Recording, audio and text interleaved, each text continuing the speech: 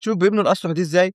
العمال بيستخدموا ألواح فوم وبيحطوها كأنهم بيركبوا مكعبات لعبة. ناس كتير انبهرت من الطريقة دي وقالوا إن الشغل ده معمول باحترافية وإن الألواح شكلها سميكة ومتينة.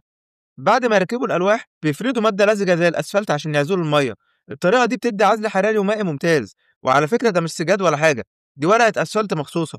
أما السائل الأسود اللي باين ده فده الأسفلت نفسه، وبيحتاج خبرة سنين عشان يتفرد بالنعومة دي. بيوت كتير بره طبقات العزلة بتكون فوم. هنا كمان بيستخدموا الألواح دي في الحوائط، ولو اتدعمت كويس ممكن تعيش سنين طويلة. بس في نقطة مهمة، الفوم ده في الحرايق بيولع أسرع. فعشان كده لو تقدر تدفع أكتر في خامات تانية ممكن تبقى أأمن. النوع ده من الألواح مناسب أكتر للبلاد الباردة. وبرضه خد بالك البيوت دي مش مبنية بأسمنت، هما بيستخدموا لزق مخصوص بدل الأسمنت، وده بيسرع البناء بشكل كبير عن الطريقة التقليدية. وأخيرا لو تعرف شركة بتعزل بنفس الطريقة دي منشنها لي في الكومنتات، لأن أنا عن نفسي محتاج أجربها. أتمنى لكم عيد سعيد وكل عام وأنتم بخير، وشكرا.